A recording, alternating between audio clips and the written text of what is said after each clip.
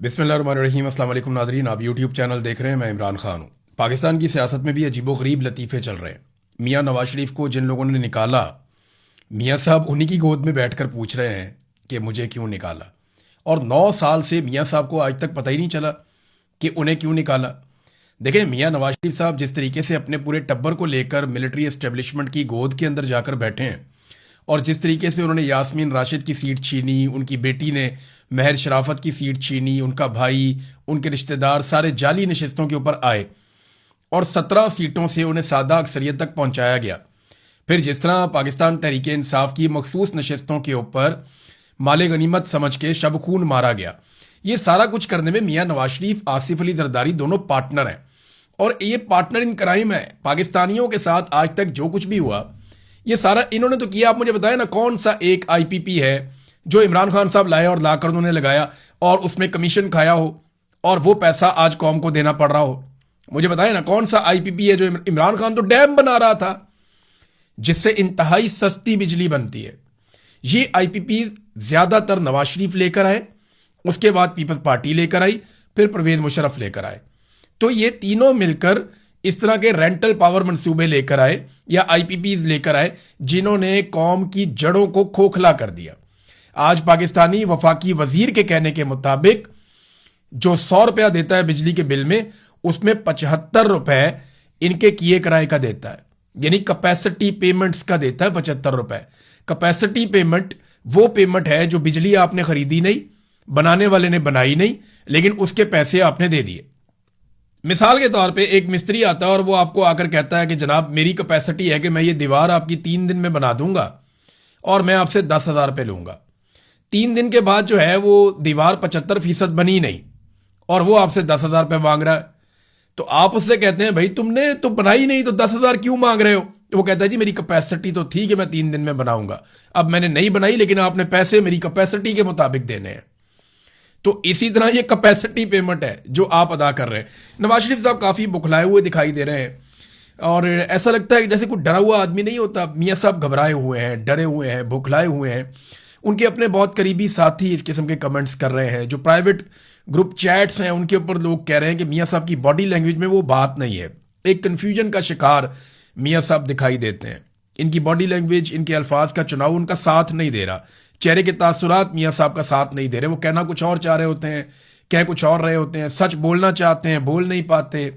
शिकवा करना चाहते हैं, वो भी नहीं कर पाते।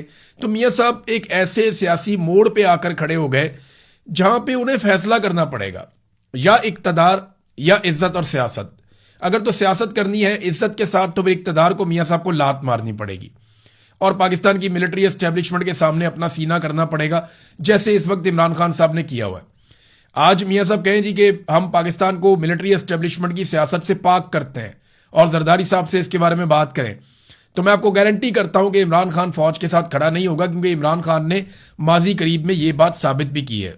अब नूरा कुश्ती इस वक्त चल रही है गिलगित बल्तिस्तान में। एक कहता है जी 2000 मेगावाट बिजली बनाना हमारे बाएं हाथ का काम है, दूसरा कहता है जी अगर बाएं हाथ का काम है तो तूने बनाया क्यों नहीं? भाई सवाल ये पैदा होता है कि जो तुम लोगों ने मंसूबे लगाए, कौम उसका अभी तक खर्चा उठा रही है। जिस किस्म के आईपीपी या पावर प्लांट्स तुम लोगों ने लगा दिए पाकिस्तान में, कौम बिल दे देकर कौम की कमर टूट गई है। इजाफी बिजली पैदा कर दी है और वो भी लोगों को फराहम नहीं कर रहे, लोड शेडिंग हो रही है। ये जितनी तबाही आज तक हुई है ना पाकिस्तान में, उसके लिए ज्यादातर जो माशी तबाही के लिए जिम्मेदार हैं वो दोनों पॉलिटिकल पार्टीज हैं और फिर एस्टेब्लिशमेंट है। इन्होंने मिलकर पाकिस्तान में सारी की सारी मुआशी तबाही की है। और नूरा कुश्ती का इनका मॉडल बहुत पुराना है। ये हमेशा से आपस में नूरा कुश्ती करते हैं, पहले एक आता है फिर दूसरा आता है और इसी तरह ये सिलसिला चलता रहता है। सियासी मैदान के जो असल खिलाड़ी है इमरान खान, उसको डाला हुआ इन्होंने काल कोठरी में और उसके हमायतियों पर पाबंदियां लगा के ये रेलू कट्टे जो हैं वो इस वक्त आपस में लड़ रहे हैं। ये सारे रेलू कट्टे हैं। इस वक्त इमरान खान का मुकाबला अवामी मैदान के अंदर ये नहीं कर सकते। अंपायर भी इन्होंने साथ मिलाया हुआ है। तो जब इमरान खान है ही नहीं तो फिर आप बड़ा जलसा करें, छोटा जलसा करें, इससे फर्क क्या पड़ता?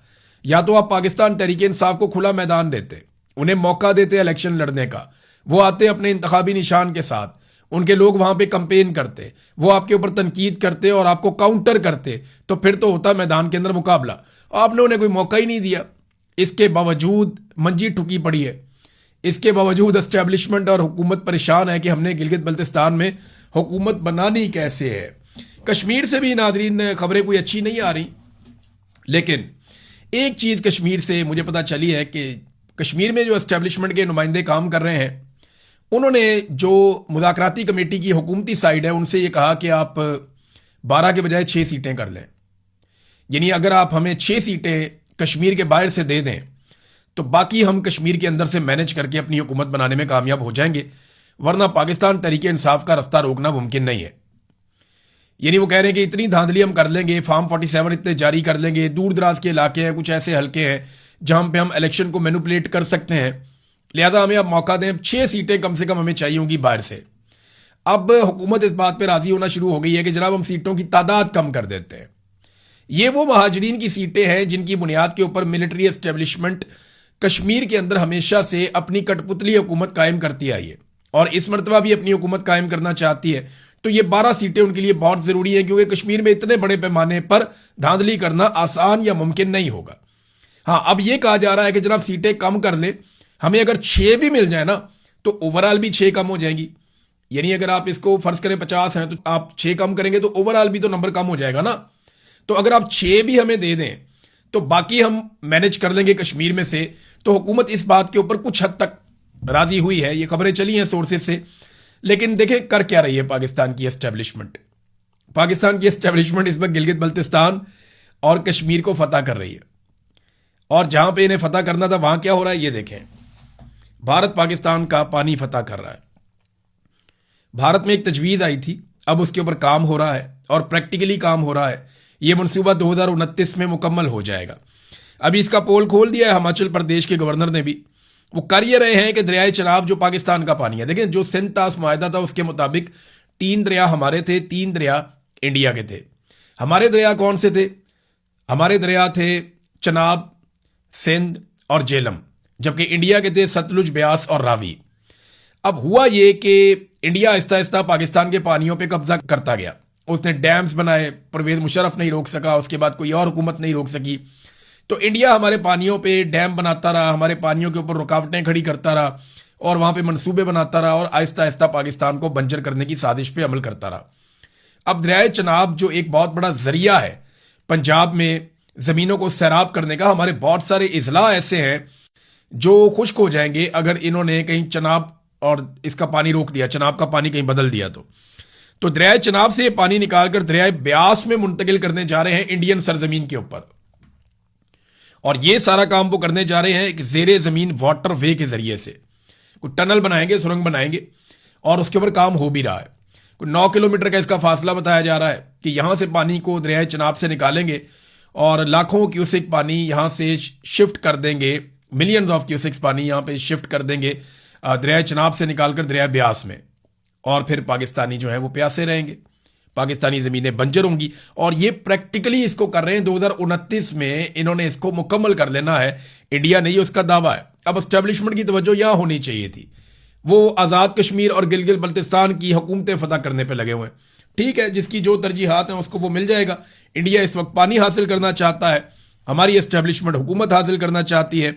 ये डिक्टेटर जब भी मुसल्लत होते हैं ना नाजरीन, तो इनके साथ जो लोग टाउट्स बन जाते हैं या जो लोग इनके सहूलतकार बन जाते हैं या जो लोग इनको सपोर्ट फराहम करते हैं, पॉलिटिकल लोग, उन्हें हर चीज़ की माफ़ी होती है। मिसाल के तौर पे यहाँ पे जियो न्यूज़ जो इस वक्त हुकूमत का बहुत पसंदीदा न्यूज़ चैनल है, जियो ने खबर दी है और उन्होंने कहा जनाब कि हमने कोशिश की RTI के ज़रिए राइट टू इंफॉर्मेशन, ये पाकिस्तान के अंदर भी एक कानून है, इंडिया में भी है, पूरी दुनिया में है कि आप लिख कर जवाब मांग सकते हैं। वो कहते हैं जी हम कोशिश करते हैं मरीम नवाज़ के बारे में जवाबात मांगने की कि कौन से ट्रिप पे कितने बंदे गए और किस खाते में गए, हमें तफसीलात दी जाए। तो हमें कहीं से पंजाब हुकूमत कोई तफसीलात देती नहीं है। यानी ये आइन को और कानून को नहीं मानते, ये बताते ही नहीं है। मरीम नवाज़ को 100 खून माफ़ हैं, बिलावल को और आसिफा को 100 खून माफ़ है, नवाज शरीफ यास्मीन राशिद की सीट पर चौड़े होकर बैठे हुए हैं, शहबाज शरीफ और उसके बच्चों को सब माफ़ है, फजलुर रहमान और उनकी फैमिली को सब माफ़ है, जमात इस्लामी की सत्ते खैरा हैं और MQM हमेशा हर डिक्टेटर के साथ मिल जाती है। जब भी कभी डिक्टेटरशिप का दौर आता है तो MQM हमेशा तरक्की करती है, आगे बढ़ती है। जब भी कभी जमहूरी अदवार आते हैं तो MQM स्क्वीज होती है, हमेशा सुकड़ जाती है। जब भी कभी जमहूरी अदवार आते हैं, जमहूरी अदवार में MQM के लिए जगह बहुत कम होती है हमेशा। इमरान खान साहब की बहनों को एक मरतबा फिर इमरान खान साहब से नहीं मिलने दिया गया, वो गए दोबारा से वहाँ पे वज़ीर आला खैबर पख्तूनख्वा भी गए। लेकिन मुलाकात नहीं हुई। अब तो ये एक तरह की हाजिरी बनती जा रही है। देखें, बहनें तो जाती हैं, उनका जाना बनता है। जिस दिन वो नहीं जाएंगी उस दिन कह दिया जाएगा जनाब कि हम तो आज मिलवाना चाह रहे थे, उसकी बहनें ही मिलने नहीं आई। और जब वो नहीं जाएंगी तो खबरें भी ये चलाई जाएंगी इमरान खान को उसके खानदान ने भी तनहा छोड़ दिया, आज उसके साथ कोई नहीं रहा, उसकी बहनें भी मिलने नहीं आई। मुझे पता नहीं खबरें चलाई जाएंगी, तो बहनों को तो जाना ही है। सुहेल अफरीदी साहब भी वहां पे चले जाते हैं, वहां जाके बैठते हैं। तो ये हाजिरी लगाने वाला ही मामला है। देखिए, मुलाकात तब तक नहीं होनी या एस्टेब्लिशमेंट पे प्रेशर तब तक नहीं डलना जब तक कि आप लाखों नौजवानों को इकट्ठा नहीं करेंगे। सुहेल अफरीदी साहब के बारे में हर वीलॉग में मैं एक बात कहता हूं, मेरा कोई उनसे कोई झगड़ा नहीं है, लेकिन देखिए उनके पास एक मौका था, उनके पास एक शानदार मौका था, एक लोगों के अंदर एनर्जी आई थी, लोगों ने तवक्को बांध ली थी उनसे, वो लाखों नौजवानों को इकट्ठा करके सबके मुंह बंद कर सकते थे और वो एस्टेब्लिशमेंट को उस जगह पे ला सकते थे जहां पे एस्टेब्लिशमेंट उनके साथ खुद बैठकर बात करने पर और उनको इंसाफ देने पर राजी हो जाती कि ठीक है जी, हम बीच में से निकलते हैं। ये वो कर सकते थे, लेकिन वो इस रास्ते पे चले नहीं, बदकिस्मती से। और उन्होंने एक कदम भी नहीं बढ़ाया जो इमरान खान साहब ने स्ट्रीट मूवमेंट का कहा था, उस तरफ वो नहीं बढ़े। बहरहाल सुहेल अफरीदी ने एक स्टेटमेंट दिया बजट के हवाले से, उन्होंने धरने की धमकी दे दी है कि जनाब हम धरना देंगे। देखिए, अभी वो वजीर आला है खैबर पख्तूनख्वा के, अगर पार्लियामेंटेरियन जाके कौमी असम्बली के बाहर धरना भी दे देंगे तो क्या बजट रोक लेंगे? ये बजट तो पास हो जाएगा, आराम से पास हो जाएगा। पीपल्स पार्टी और PMLN ने बजट पास करना है, उन्होंने ताखीर क्यों की है? अभी बजट की डेट आगे लेकर चले गए। ताखीर इसलिए की है कि सारे के सारे फंसे हुए हैं गिलगित बल्तिस्तान के इलेक्शन में। वहां से इलेक्शन जब एस्टेब्लिशमेंट इनको जितवा देगी तो ये पहुंचेंगे वापस इस्लामाबाद, एस्टेब्लिशमेंट इनको इलेक्शन जितवाएगी और ये एस्टेब्लिशमेंट और IMF की मर्जी का बजट पास करवाएंगे पीपल्स पार्टी और PMLN मिलकर। यही सौदेबाजी है सियासत की, और इन्होंने हमेशा सौदेबाजी ही की है। बजट के ताखीर होने की एक वजह और भी बताई जा रही है, वो ये है कि हुकूमत कुछ और कानून साजी भी करना चाहती है, जिसके बाद IMF के साथ मिलकर ये हुकूमत अवाम का खून ज्यादा बेहतर अंदाज में और ज्यादा आसानी से नचोड़ सकेगी। तो ये जनाब कुछ कानून साजियां करनी है, इस वजह से थोड़ी सी ताखीर भी हो गई है। अब आ जाए नादरीन कुछ बैनुल अक़वामी खबरों की तरफ। तो यहां पे एक खबर फिर से हलचल मच गई है, क्योंकि ईरान ने मिसाइल और ड्रोन दाग दिए हैं 3 मुल्कों पर। एक इराक के कुछ इलाके हैं, वहां पे ड्रोन दागे गए हैं, और ये कुर्द इलाके हैं जहां पे उनकी एक आज़ादी की मूवमेंट भी चल रही है, और यहां पे इन्हीं एरियाज में कुछ अमेरिका का और इसराइल का इन्फ्लुएंस भी है। दूसरा, इन्होंने ईरान ने मिसाइल और ड्रोन जो दागे हैं आलमी मीडिया के मुताबिक वो कुवैत पर दागे हैं और बहरीन पर दागे हैं, और जो इंटरसेप्टर्स हैं वो इनको रोकने की लगातार कोशिश कर रहे हैं। बहुत सारे जो ईरानी हथियार हैं उनको हवा में तबाह किया जा रहा है, और ईरान ने पूरी एक लहर चलाई है मिसाइलों की और ड्रोन्स की इन 3 कंट्रीज की जानिब। ये हुआ क्यों? जनूबी ईरान का जजीरा कशम है, वहां पर धमाकों के बाद ये उसके रद्द अमल के तौर पे हुआ है। समुद्र में भी कुछ झड़पें हुई हैं, कुछ जहाज भी जो है उनको नुकसान पहुंचा, और उसके बाद फौरी तौर पे ईरान का रद्द अमल सामने आया। लेकिन ईरान ने अब तक का एक सबसे खौफनाक स्टेटमेंट दे दिया है। ये स्टेटमेंट उस नौयत का है जिस नौयत का स्टेटमेंट हम डोनाल्ड ट्रंप के मुंह से सुनते थे। ईरान की IRGC का बयान है ये, और रेवोल्यूशनरी गार्ड जो है उनका ये स्टेटमेंट है। वो ये कहते हैं मारो और भाग जाओ, हिट एंड रन। इसका दौर अब खत्म हो चुका है।